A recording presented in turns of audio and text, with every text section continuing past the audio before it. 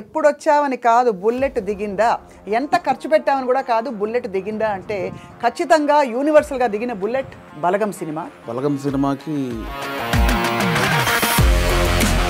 Filmfare అందుకుంటున్నప్పుడు మీ emotion అసలు ఊహించుకోలేం కదా. భయపడ్డాను, అంటే షివర్ అయిపోయాను. ఇట్స్ జెన్యూన్ 20 సంవత్సరాల వెయిటింగ్, దానికోసం అయిన ఖర్చు చాలా ఉంది.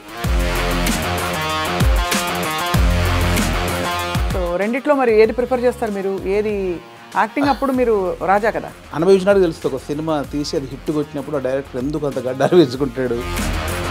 సో అది డైరెక్షన్ అనేది మీకు ట్రైనింగ్ లేదు, బ్యాక్గ్రౌండ్ లేదు. అంటే యూజువలీ నేను ఐఎమ్ ఫ్రమ్ థియేటర్ అని చెప్పుకుంటారు చాలా మంది. సినిమానే అండి, నేను cinema is your learning platform, అంతేనా? అండ్ నాకు ఏదైతే వచ్చిన గ్యాప్ ఉందో అదే ఇప్పుడు నా సక్సెస్కి లీడ్. అది ఎక్కడెక్కడి నుంచో అలా అలా అలా అలా డక్కాముక్కీలు తిన్నారు, వైభవం చూశారు, ఖాళీ టైంలో చూశారు, అన్నీ చూసుకుంటూ యువర్ హియర్ టుడే. చాలా అప్ అండ్ డౌన్ చూసాను, అప్ అండ్ డౌన్ చూసారు, చాలా చూసాను. అక్కడ మీ కళ్ళలోనే కనపడుతుంది. వేణుగాడు కాలు పెడితే లెగ్గు, వేణుగాడు కాలు పెడితే లెగ్ అని చాలా తెలిసిన వాళ్ళు కూడా సెంటిమెంట్కి భయపడే వేషాలు ఇవ్వకపోవచ్చు. 2-3 పెద్ద డైరెక్టర్తో డైరెక్ట్గా. ఆ పెద్ద డైరెక్టర్లు ఎవరో?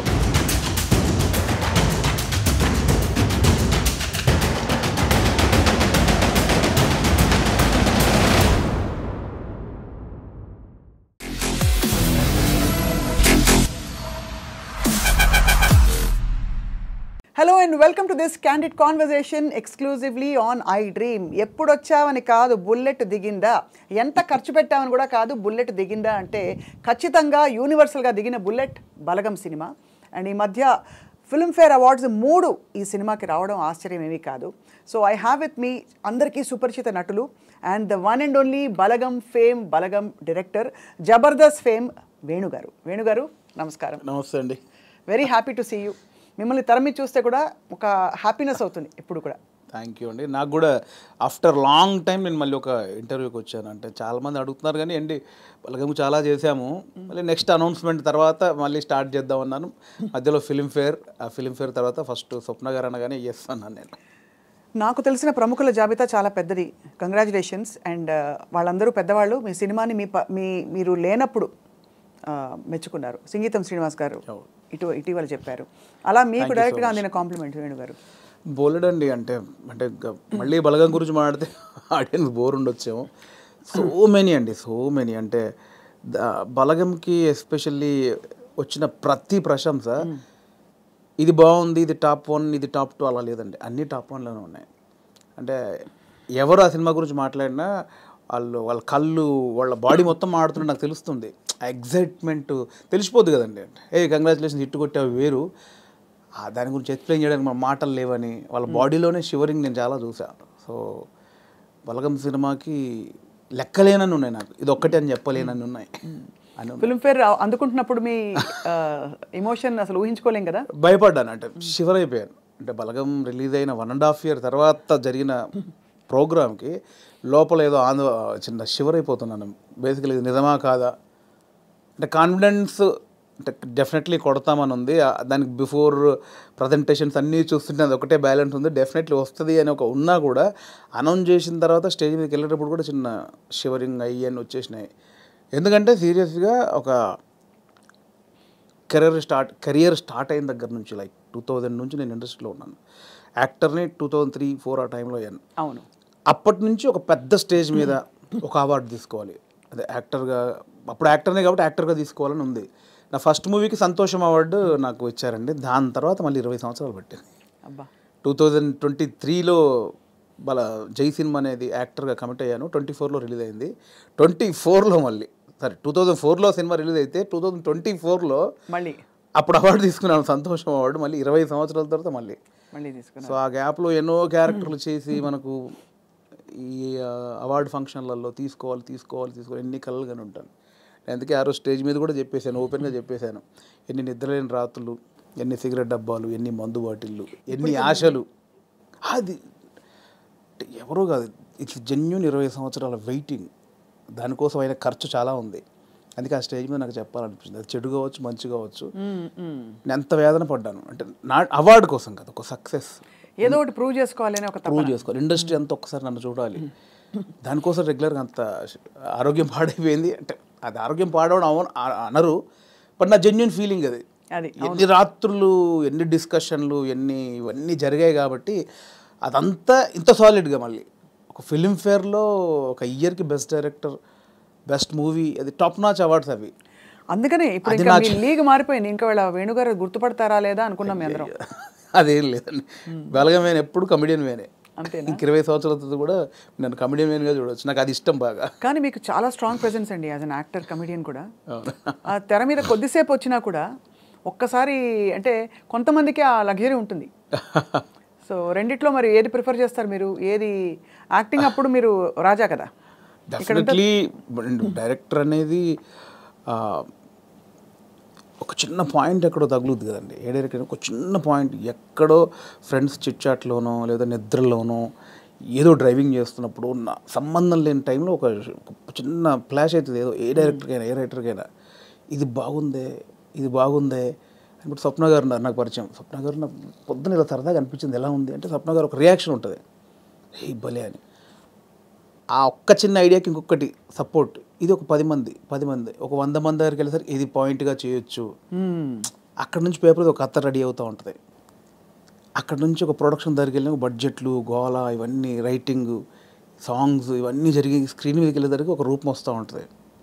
దాని తర్వాత మనకి ఎడిటింగ్లో ఒక ప్రాపర్, దాని తర్వాత ఆర్ఆర్, దాని తర్వాత మిక్సింగ్, అంటే ఎక్కడో ఒక చిన్న పాయింట్ కళ్ళ ముందు అలా రూపాంతరం చెంది. అంటే లైక్ బేబీ అండి, ఒక బేబీని కడుపులో పడ్డప్పటి నుంచి బయటకు వచ్చేదాకా తెలియదు.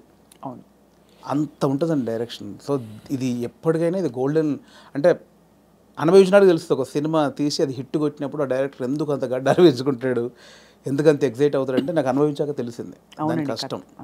అంటే ఒక 5 years దాని వెనకాల నేను పడ్డ జర్నీ అంతా నాకు తెలుసు కాబట్టి.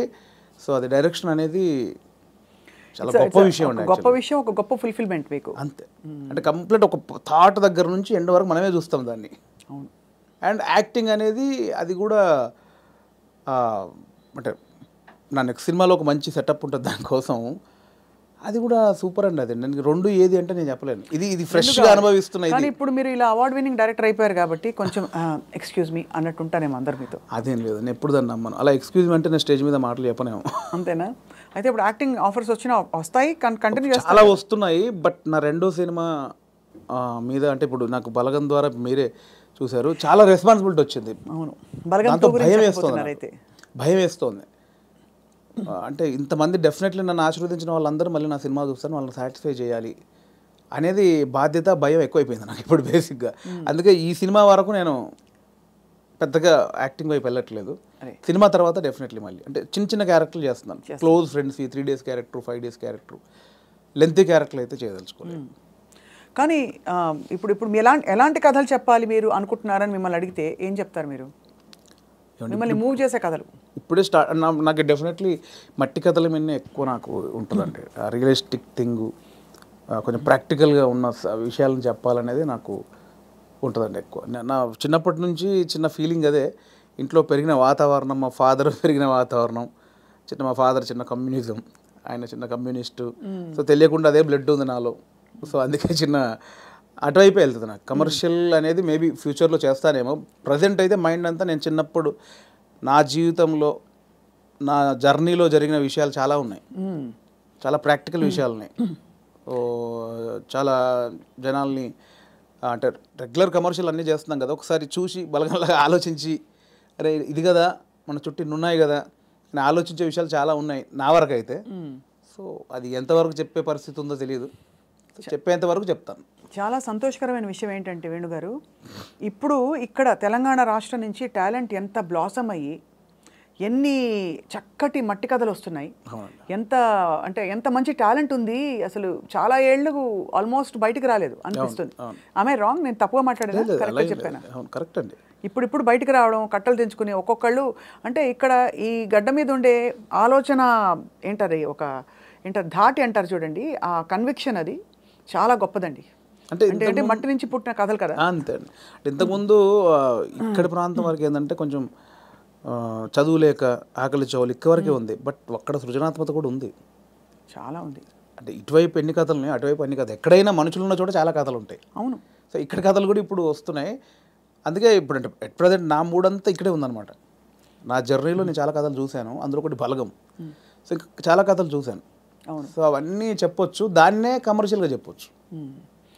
ఇప్పుడైతే మరి మీ రెండో సినిమా వివరాలు అడగచ్చా? ఇంకా సూనా? సూన్ అండి, సూన్ డెఫినెట్లీ. అంటే అఫీషియల్గా నా ప్రొడక్షన్ నుంచి వచ్చినప్పుడు అడిగితే బెటర్. నో డెఫినెట్గా. కానీ అందరికీ క్యూరియాసిటీ ఏంటంటే బలగం తీసిన తర్వాత మీరు చాలా జాగ్రత్త పడాలి. ఇంకా రెండో సినిమాకి అదే స్థాయిలో మెప్పించాలి, ఇంకా ఎక్కువ మెప్పించాలి వీలైతే. మరి ఏంటి మీ ఆలోచనలు దాని మీద? ఉందండి, కథ అయిపోయింది, ఆల్మోస్ట్ కథ అయిపోయింది. ఇంకా అఫీషియల్గా అనౌన్స్ చేస్తాం త్వరలో. మళ్ళీ డెఫినెట్లీ నన్ను ఎవరైతే ప్రేమించారో, ఆశీర్వదించారో వాళ్ళని ఒప్పిస్తానని నమ్మకం అవుతుంది. నా కథ అయితే ఇప్పటివరకు అయితే ఖచ్చితంగా ఒప్పిస్తానని నమ్మకం అవుతుంది. అంతకుముందు కామెడీ యాక్టర్గా జబర్దస్త్లో మీ జర్నీ ఎలా ఉండేది వేణు గారు? అది హ్యాపీ జర్నీ అండి, చాలా హ్యాపీ జర్నీ నా లైఫ్లో. అంటే జాలీగా ఉన్న రోజులు అవి. అంటే నేను 2004లో యాక్టర్ అయిన తర్వాత 2015 వరకు గాడ్ గ్రేస్ అసలు వెనక్కి తిరిగి చూసుకోలేదండి. అంటే నేను డైలీ 4 షూటింగ్లు 5 షూటింగ్లు. అంటే ఈరోజు హైదరాబాద్లో ఉంటే సడన్గా మీరు వేణుగారు ఎక్కడున్నారంటే ఈరోజు ఇక్కడే ఉన్నానండి ఈవినింగ్ అంటాను. రేపు ఫోన్ చేసి దుబాయ్లో ఉన్నానండి. అదేంటి నేను ఈవినింగ్ హైదరాబాద్ అన్న, అంత బిజీగా ఉన్నాను నేను. అంత బిజీగా ఉన్నా డైలీ 3-4 షూటింగ్లు, ఈవెంట్స్ అని దుబాయ్లు, ఫారిన్ షెడ్యూల్స్, చాలా బిజీగా ఉండేవాడిని. ఐ థింక్ 4 నుంచి 15-16 వరకు నేను వెనక్కి తిరిగి చూసుకోలేదు. అంటే మా ఇంట్లో నెలకి ఒక వారం రోజులు తింటే హ్యాపీ, అంత బిజీగా ఉండేవాళ్ళు. పొద్దున ఎప్పుడైందో, సాయంత్రం ఎప్పుడైందో, నైట్ ఎప్పుడైందో తెలిసేది కాదు. సో 15 తర్వాత కొంచెం జబర్దస్త్ నుంచి బయటకు వచ్చి అప్పుడు ఇంకేమైనా చేసుకోవాలని ఈ బలగం ఏదైతే దానికి ప్లానింగ్లో ఉన్నప్పుడు మాత్రం కొంచెం ఒక 3-4 ఇయర్స్ బాగా స్ట్రగుల్ అయ్యాను. సో కానీ ఎలాగా అంటే మీరు చెప్పారు కదా, అంటే మీరు మట్టిలోంచి పుట్టిన కుటుంబం మీది. మరి మీరు పొట్టకూటి కోసం అయినా పనిచేయక తప్పదు. అవును. మరి ఒకవైపు ప్లానింగ్, ఇంకోవైపు యాక్టింగ్ ఆపర్చునిటీస్ వదులుకోవాలి. అప్పుడు మీకు సంఘర్షణ వచ్చిందా? అయ్యో చాలా అండి. అదే అంటే యాక్చువల్లీ నేను 2013లో జబర్దస్త్ స్టార్ట్ అయింది. అప్పుడు పీక్స్ నేను యాక్టింగ్లో, స్టేజ్ షోలని, యాక్టింగ్ అని చాలా పీక్స్. ఆ జబర్దస్త్కి వెళ్ళిన తర్వాత మేము ఎక్స్పెక్ట్ చేయలే. మాది స్టార్టింగ్ స్టేజ్, మాది స్టార్టింగ్ టీం, మాది ఎక్స్పెక్ట్ చేయలేదు. యాక్చువల్గా జస్ట్ ఒక 13 days, ఒక 4 రోజులు ఇవ్వండి చాలు అని తిరిగేవాళ్ళు, మా వెనకాల తిరిగేవాళ్ళు. సో ధనరాజు, మా చంద్ర అప్పుడు కొత్తవాడు, ఇంక వాడు ఇంకా రాలే అసలు. ధనరాజు నన్ను పక్కగా పట్టుకున్నారన్నమాట వాళ్ళు. అంటే మేమిద్దరే అంతకుముందు స్కిట్లు చేసాం, స్మోక్ టీవీ అని అవన్నీ చేసాం. సో వీళ్ళని పట్టుకోవాలని చాలా పట్టుకున్నారు. నేను కన్విన్స్ అవ్వాల, ఎందుకంటే సినిమా నేను అప్పట్లో కొంచెం టీవీకి వెళ్తే సినిమాకి రాలేరేమో అనేది ఉంది. ఇప్పుడు లేదు. ఇప్పుడు స్క్రీన్ అనేది ఉన్నది తప్ప big screen, small screen, phone screen లేదు. ఇప్పుడు స్క్రీన్ అంతే. అప్పుడు ఆ వేరియేషన్స్ ఉన్నాయి. సో అప్పుడు 13 రోజులు మంచి అమౌంట్ ఎక్స్పెక్ట్ చేయని అమౌంట్ ఒకటి. 4 days కదా అని లైట్గా కమిట్ అయ్యాం. ఆ 4 daysలో 13 episodes మీకు తెలుసు. అది జబర్దస్త్ స్టార్టింగ్ 18 రేటింగ్. అంటే గురువారం వస్తే వెయిట్ చేసేవాళ్ళు, గురువారం కోసం ఒక టీవీ షో కోసం వెయిట్ చేసేవాళ్ళు. సో 13 days తర్వాత మళ్ళీ బతిలాడి ఇప్పుడు అనుకున్న అమౌంట్ కంటే డబ్బులు పెంచారు. సరే అని మళ్ళీ 13 చేసాం, 27 episodes చేసాం. ఆ తర్వాత ఇంకా అది జబర్దస్త్ ఎట్లా అయిపోయిందంటే తెలుగు రాష్ట్రాల్లో గురువారం వస్తే ఏంటి అనేది. ఇప్పుడు స్కిట్లు రాయడం అది కూడా ఎలా జరిగేది? అది ఉండేది. సో అప్పుడు ఏంటంటే, అప్పుడు ఇంకా ఇది మీకు తెలియట్లేదండి, ఇది చాలా అద్భుతం, మీకు ఎంత అంటే అంత ఇస్తాం, మీరు కంటిన్యూ చేయండి అన్నారు.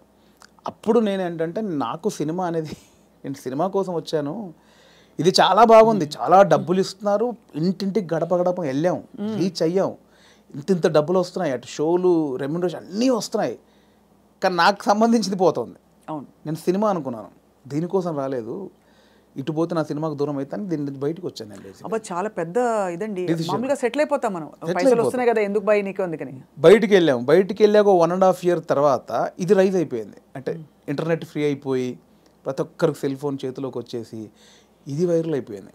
అప్పుడు ఏమైంది, నేను జబర్దస్త్ కొన్ని చేశాను కాబట్టి సినిమాలో కొంచెం దూరం అయిపోయా, టీవీకి వెళ్ళడం వచ్చేసి. అవును ఇది వచ్చేసిందని నేను దాన్ని పక్కన పెట్టేసి సినిమాకి వచ్చేసరికి ఇది పక్కకు పెట్టేశారు. అరే ఇలా అయింది ఏంటి అని కసిలో మళ్ళీ ఒక 1 year చేసాం. అవును, మీరు తిరిగి వచ్చినప్పుడు అయితే వెల్కమ్గా తీసుకున్నారు మిమ్మల్ని, తీసుకున్నారు. మళ్ళీ 1 year చేసిన తర్వాత అప్పుడు ఇంకా మైండ్లో డబ్బు అని మళ్ళీ ఇటు వెళ్ళినోని మళ్ళీ ఇటు వచ్చా, ఇక్కడ మళ్ళీ డబ్బు కోసం వచ్చా, బట్ లోపల మాత్రం ఇది కాదని నన్ను వేధిస్తుంది అనమాట. మళ్ళీ బయటకు వచ్చాను. ఆ మళ్ళీ బయటకు వచ్చిన తర్వాత 2015 మిడ్లో బయటకు వచ్చామండి. అప్పటి నుంచి అరాకొర అప్పటి నుంచి స్ట్రగుల్ స్టార్ట్ అయింది. ఆ 15 మిడ్లోంచి 2020 వరకు ఆ 4 years ఇటు లేక అటు లేక ఆ 4 years బాగా స్ట్రగుల్ అయ్యాను. అది మేజర్ నా కెరియర్లోనే వెరీ బ్యాడ్ పీరియడ్. అంటే తినడానికి ఉండడం వేరు, అది వేరు, బట్ మైండ్ బిజీగా ఉండడం మెయిన్ ఇంపార్టెంట్. అవును, మైండ్ బిజీ. మనం అసలు ఎటు వెళ్తున్నాం అని ఒక తెలుస్తుంది కదా లోపల. పొద్దున 6 గంటలకు వేస్తే స్టాఫ్ వచ్చారా, పొద్దున 12 గంటల వరకు ఈ షూటింగ్, మధ్యాహ్నం ఆ షూటింగ్, దుబాయ్, ఇటు ఆస్ట్రేలియా, ఇవి అన్నిట్లో ఈ స్కిట్ల బిజీ ఉంటుంది. ఇప్పుడు మీరు ఇందాక అడిగారు స్కిట్లు, మినిమం ఒక స్కిట్ రాయడానికి 2 రోజులు పట్టేదండి. ఎవరు రాస్తారు? నేను, నా టీం మెంబర్స్, ఎవరైనా ఒక రైటర్, అంటే మనకు సింక్లో ఉన్న మెయిన్ టీమ్ లీడర్ దగ్గరనే ఉంటుందండి. ఇంప్రూవ్ అని ఉంటుందండి యూఎస్లో, అంతా ఉంటుంది ఇది. 100% ఇంప్రూవేషనే స్క్రిప్ట్ అండి, స్క్రిప్ట్ రైటింగ్ ఏ ఉండదు. సో మీకు దానికి నేపథ్యం, మీరు థియేటర్కి వెళ్ళారా?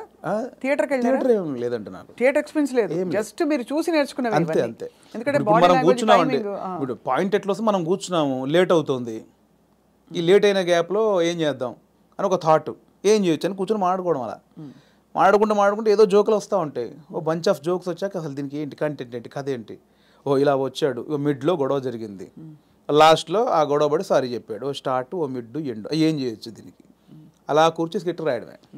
అలా టీం అంతా రాయడం, ఆలోచన ఎక్కడైనా పాయింట్ వస్తుంటుంది. అది టైమింగ్ ఎడిటింగ్లో అసలు, అంటే మా టైంలో అయితే ఎడిటింగ్ సెన్స్ లేకుండానే దింపేసేవాళ్ళం అండి. దింపేసేవాళ్ళు. ఇప్పుడు ఎలా ఉందో నాకు తెలియదు. నా ధనరాజు కానీ, నేను కానీ, అప్పుడు రాఘవ్ గారు కానీ, చంద్ర కానీ, అంటే అప్పుడు ఇప్పుడంటే పాపం వాళ్ళు జబర్దస్త్ వాళ్ళకి ఇప్పుడు వాళ్ళకి ఏమైందంటే కొన్ని వేల పాయింట్లు టచ్ చేశారండి. అవును, ఎన్ని స్కిట్లు అయి ఉంటాయి, కొన్ని వేల స్కిట్లు అయి ఉంటాయి, వేల పాయింట్లు టచ్ చేశారు, ఇంకేం చేయాలో అర్థం కాక వాళ్ళకి. అవును. అప్పుడు మేము కొత్త కాబట్టి మాకు అన్ని కొత్తయే, ఆల్ పాయింట్స్. ఇప్పుడు అత్తా కోడళ్ళు ఓ 100 పాయింట్లు ఉంటాయి, అప్పుడు మాకు అవన్నీ కొత్త. ఇప్పుడు అత్తా కోడలు చేయమంటే ఏది చేసినా కూడా ఆల్రెడీ చేసినట్టే ఉంటుంది. సో అట్లా మాకు చాలా పాయింట్స్ దొరికేవి. ఇప్పుడు చంద్ర మొత్తం ఫ్యామిలీస్ మీదకి వెళ్ళిపోయేవాడు, నేను అన్నీ కొంచెం టిపికల్గా ఉండాలి, అరే నేను ఈ కొంచెం కొత్తగా ఏదో చేసేవాడిని, ధనరాజు ఇంకో, అట్లా ఎవరి కేటగిరీ వాళ్ళకు ఉండేది. సో అప్పుడు పోటాపోటీ బాగా చేసాము.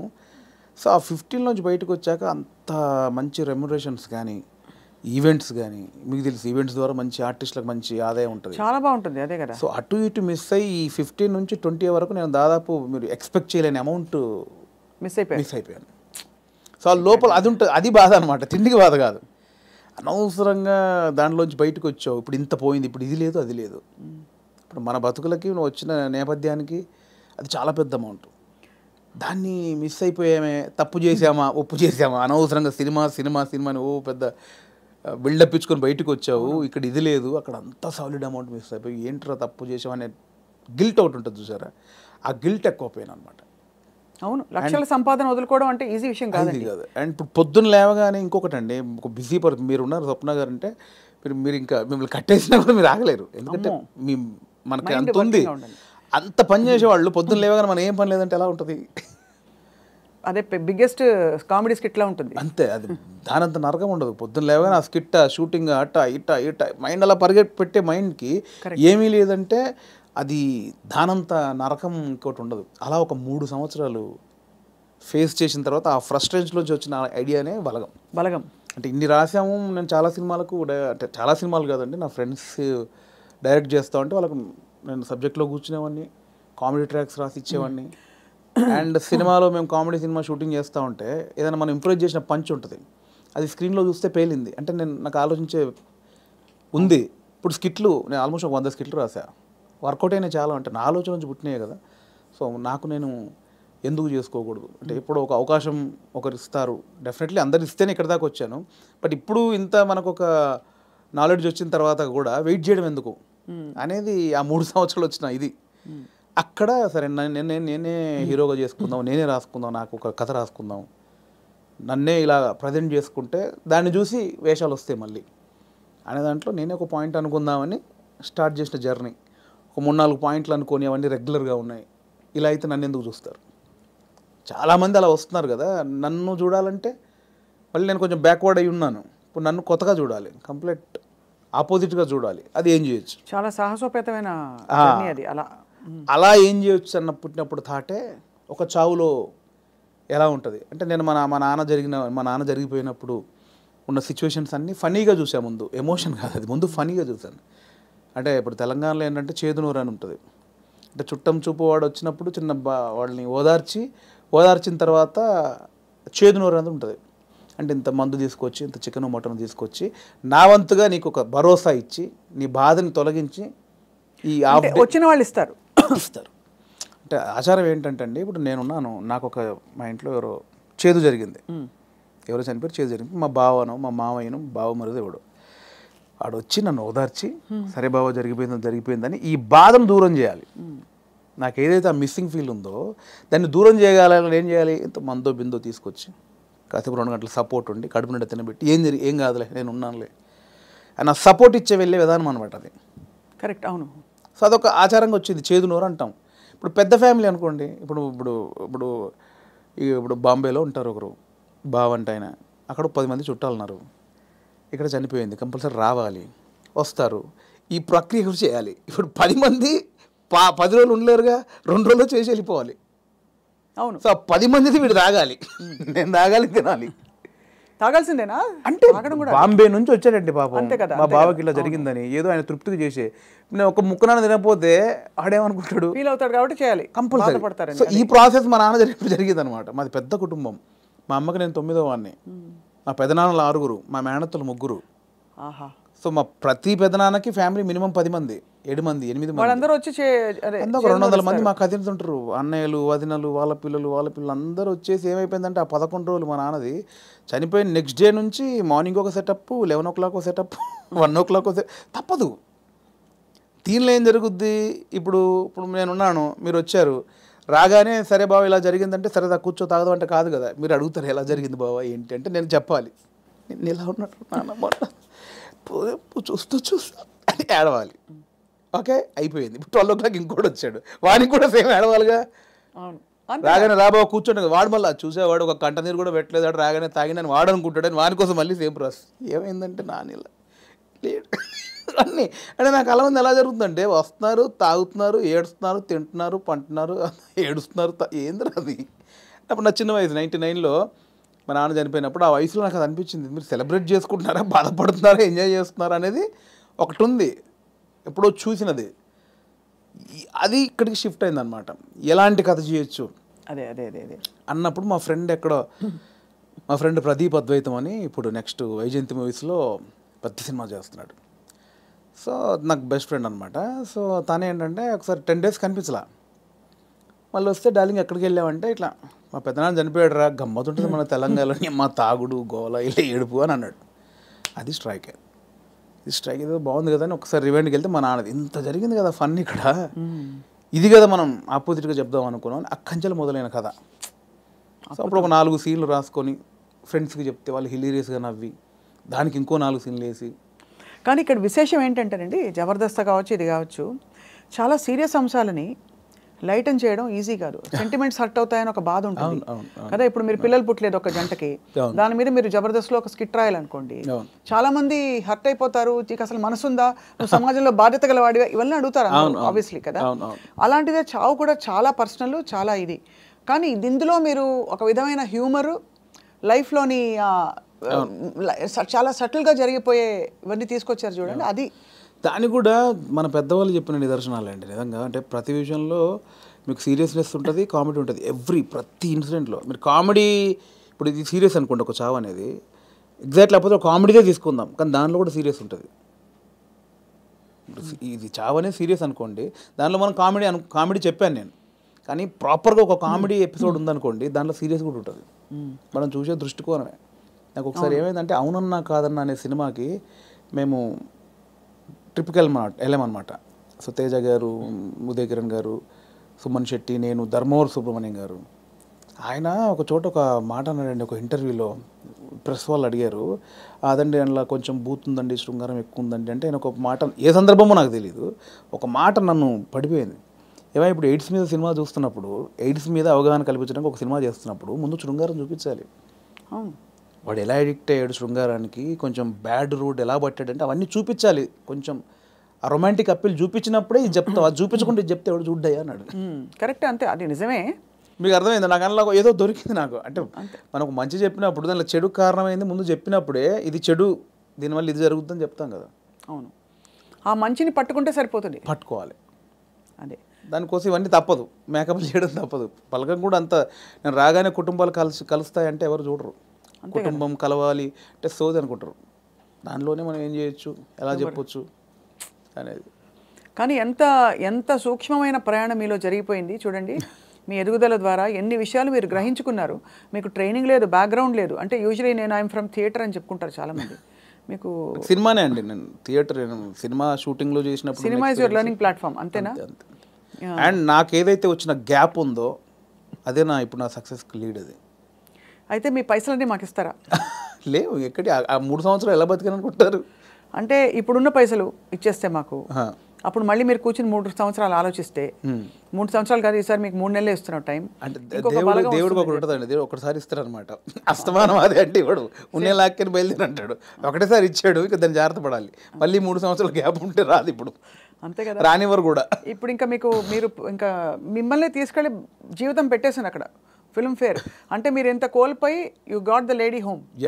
అంతే కదా, అందుకే నేను లేడీ అంటే తెలుసు కదా, అవును, చాలా బ్లాక్ లేడీ తెలుసు, చాలా మంది తెలుసు. సరే, బ్లాక్ లేడీని తీసుకొచ్చుకున్నారు. అదే ఆ మెట్లు ఎక్కుతున్నప్పుడు కానీ, అది చేతిలో ఉన్నప్పుడు కానీ, నేను అంటే చాలా ఇంటర్వ్యూలో మాట్లాడాను. మనకు భయమే ఇది బేసికల్గా స్టేజ్ మీదకి వెళ్ళి మాట్లాడాలంటే. కానీ ఆ రోజు ఎందుకో చిన్న లోపల షివర్ అయిపోతూ, నమ్మలేని విషయం కదండి. ఎవరికి అంకితం ఇచ్చారు, ఏమైనా చెప్పారు అట్లాంటివన్నా? అంకితం లేదండి, అంటే ఇది అంకితం ఇవ్వాలంటే తెలుగు ప్రేక్షకులు ఇవ్వచ్చు, అది అంతే, తెలుగు ప్రేక్షకులకు ఇవ్వచ్చు, అండ్ నా వైఫ్కి ఇవ్వచ్చు. ఎప్పుడు పెళ్ళైంది వేణుగారు మీకు? నాకు 2009, అంటే బిఫోర్ జబర్దస్త్. బిఫోర్ జబర్దస్త్. మీ పెళ్ళైన తర్వాత మీ లైఫ్ జబర్దస్త్గా మారింది, అంతేనా? ఇందులో 2 అర్థాలు ఉన్నాయి. అందరికీ అంతే మారింది. మేడం గారు పాప నన్ను చూసి తిట్టుకుంటారేమో. మేడం గారికి కంగ్రాచులేషన్స్ చెప్తున్నాను. మీ వైఫ్ పేరండి? శ్రీలత. శ్రీలత గారికి కంగ్రాచులేషన్స్, మీ వారు సాధించి ఛేదించి చూపించారు. అది డెఫినెట్లీ నా వైఫ్ సపోర్ట్ 101% ఉందండి. ఈ 5 years జర్నీలో నేను ఏది పట్టించుకోలేదు బేసిక్గా. అవునా? ఏది పట్టించుకోలేదు ఇన్ సెన్స్ అంటే డబ్బు ఉండగానే అన్ని కాదు. ఇది ఒక్కటి కట్ చేసి మేము thumbnail పెడితే ఏముంటుంది? మా వైఫ్ నన్ను ఈ 5 ఏళ్లలో అస్సలు పట్టించుకోలేదు. మీరు ఏదైనా పెట్టొచ్చండి, నేను అడిగింది మీరు పెట్టరు, నేను వద్దన్నది మీరు ఆపరు. జోక్ నాకు అంటే మిమ్మల్ని చూస్తే మా అందరికీ జబర్దస్త్ స్ఫూర్తి వచ్చేస్తుంది అనమాట. నా వైఫ్ సపోర్ట్ 100% ఉంది. తను నాకు ఎక్కువ బర్డెన్ ఇవ్వలేదు, పిల్లల విషయంలో కానీ ఫ్యామిలీ విషయంలో కానీ నన్ను అర్థం చేసుకుంది బాబు. చాలా అవసరం కదండి. ఎందుకంటే ఏ సినిమాలు అంటావేంటి, ఉద్యోగం చేసుకోక అని అనే వైఫ్స్ ఉంటారు, లేదు వచ్చిన పని చేసుకోవచ్చు కదా అని అనేవాళ్ళు ఉంటారు. అంటే ఈ మ్యూజిక్ సినిమా ఫీల్డ్ మీకు తెలుసు, నిద్ర పట్టదండి బేసిక్గా. 11 అవుద్ది, 12 అవుద్ది, సినిమాలు చూస్తూ ఉంటాం, కళ్ళు స్ట్రెయిన్ అయిపోతుంటాయి, బెడ్ మీద పడుకుంటాం, అలా అయిపోతాయి కళ్ళు. అలా ఏదో మనకు పోలీసులు టార్చర్ చేస్తే అలా పెడతారు చూడండి, ఇప్పుడు పీపుల్స్ ఎన్కౌంటర్ సంథింగ్ సినిమాలో అలా పెడతారు, అలా అయిపోతాయండి. పట్టదు నిద్ర. అంటే ఎలా ఇది ఎట్లా ఏం చేయాలి ఇది ఓకే అవుద్దా కాదా, నెక్స్ట్ పాయింట్కి వెళ్దామా అని మళ్ళీ కూర్చుంటాం, మళ్ళీ ఏదో సినిమా పెడతాం, మళ్ళీ ఏదో చేస్తాం, అవ్వదు. అలా 5-6 అయిపోతాయి. అట్లేదండి, మళ్ళీ సినిమా చూద్దాం, దొరకవు సినిమాలు, దొరకవు. అవును, సరే మనకు సంబంధించిన సినిమా ఎంతసేపు చూస్తావురా, ఎంతసేపు నీ నెక్స్ట్ కథ కొంచెం నవ్వుకోవడానికి ఒక సినిమా చూస్తాం, ఏదో పెడతాం, ఇది కాదు మళ్ళీ అది పెడతాం, ఇది కాదు ఇంకోటి ఏదో వెబ్ సిరీస్, ఇది కాదు బుక్ పడతాం. అంటే నాకు తెలిసి ఇప్పుడు అనుభవిస్తుంది కదండి, మేబీ 2-3 సినిమాలు చేసిన తర్వాత మైండ్ సెట్ అయిద్దేమో మేబీ. దీన్ని అంటే వర్కే లైఫే అనేది నాకు తెలిసి కొంచెం ఎక్స్పీరియన్స్ తర్వాత నాకు అలవాటు అవుతాం. ఇప్పుడేమో ఎంతసేపు ఇంత ప్రేమించారు, ఇంత గౌరవించారు, మంచిది చెప్పాలి, చెప్పకపోతే గౌరవం పోద్దేమో. జెన్యూన్ ఫీలింగే, బట్ అంటే మీరు హ్యాండిల్ చేయాలి కదండి.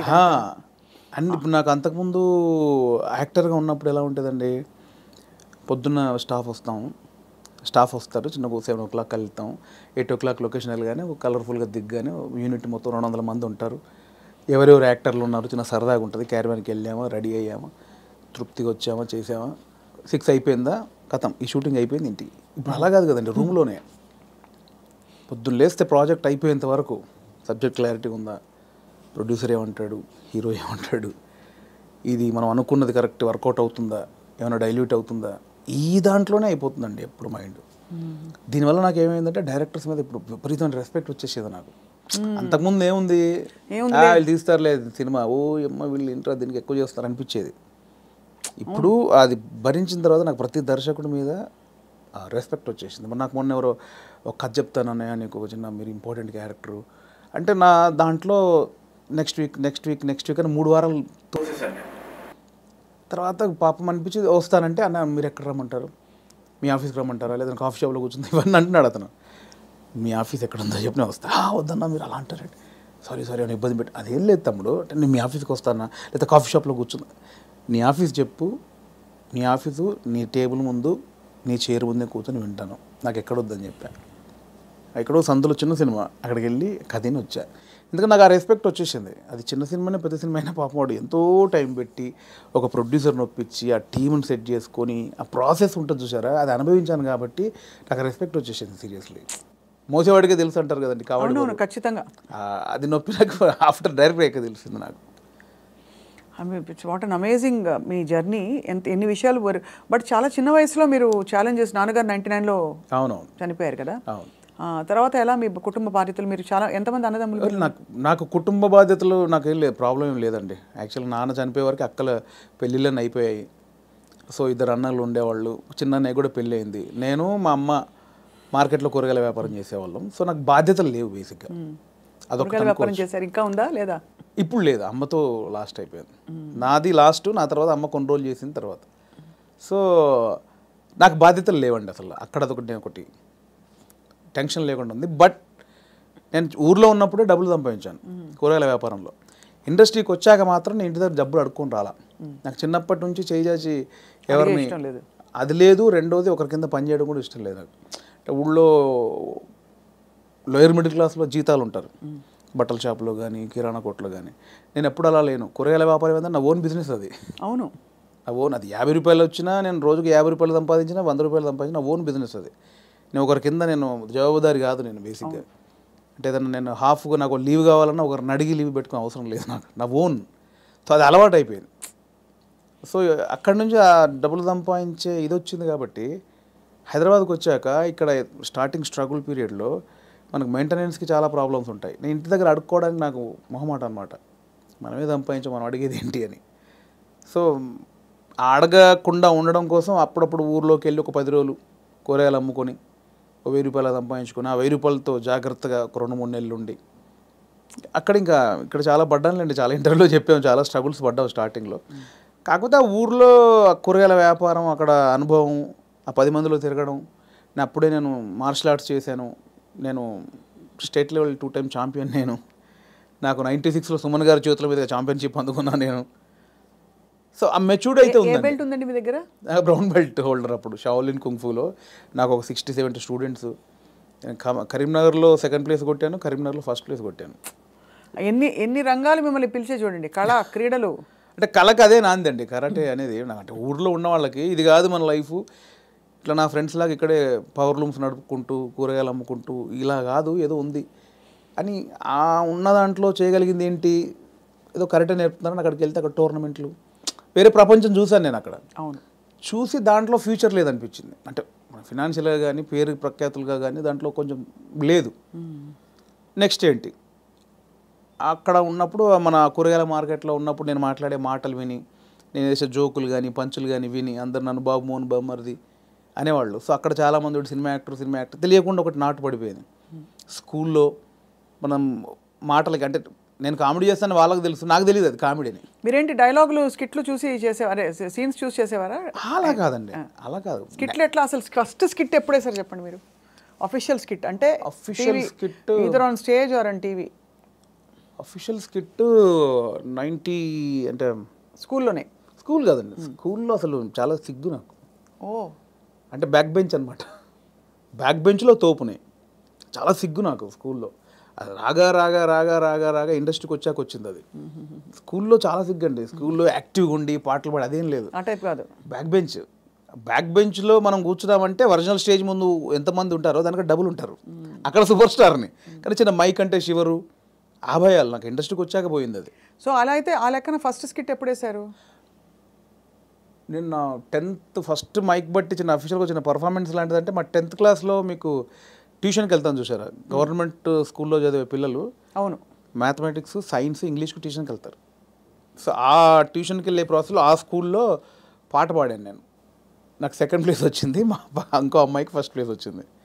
అది నా ఫస్ట్ యాక్చువల్గా ఒక యాక్టర్గానో కళాకారుడుగా అది 10thలో. అది మా టీచర్స్, మా ఫ్రెండ్స్ ఇంకా నాతో అలిగి, అంటే నువ్వు ఎన్ని చాటుగా చేస్తావు, అన్ని అద్భుతాలు చేస్తావు, అక్కడెక్కడ మూలకి ఎవడు చూడకుండా చెట్ల కింద పుట్ల కింద అది జైరా అని వాళ్ళందరూ నన్ను ఒత్తిడి చేస్తే చాలా సిగ్గుతో అది పాడా. అది ఫస్ట్. ఇండస్ట్రీలో స్కిట్ అంటే స్మోక్ టీవీతో బాగా రీచ్ అయ్యామండి బేసిక్గా. అవునవును. స్మోక్ టీవీతో రీచ్ అయ్యాము. దానికి బిఫోరు చిన్నగా చేసామండి. మనసు మాట వినదు అనుకుంటా. ఐ థింక్ నా సెకండ్ మూవీ మనసు మాట వినదు. దుర్గం చెరువులో ఆడియో ఫంక్షను. అప్పుడు ఏంటంటే అప్పుడు కూడా నాకు సిగ్గు, బట్ యూనిట్లో నా అల్లరి నా గోలకు అందరూ ఫ్యాన్స్. ఓ స్లోగా అలాగా యూనిట్లో ఇప్పుడు డైరెక్షన్ డిపార్ట్మెంట్ తోటి కానీ నాకు మార్తాండ్ శంకర్ గారు, అవునవును, ఆయన నాకు ఆదిత్య గారి దగ్గర ఆయన కో డైరెక్టరు, బాగా నాకు ఇంకా క్లోజ్ అనమాట అన్నయ్య. ఆయనతో నేను ఎంటర్టైన్మెంటు అది అలా బిహైండ్ ద స్క్రీనే. ఇందాక బ్యాక్ స్టేజ్ అన్నది అలా కెమెరామెన్ కానీ డైరెక్టర్ కానీ ఆదిత్య గారు కానీ శంకర్ అన్న కానీ ఇంకా వేణుగాడు ఉన్నాడంటే రచ్చ.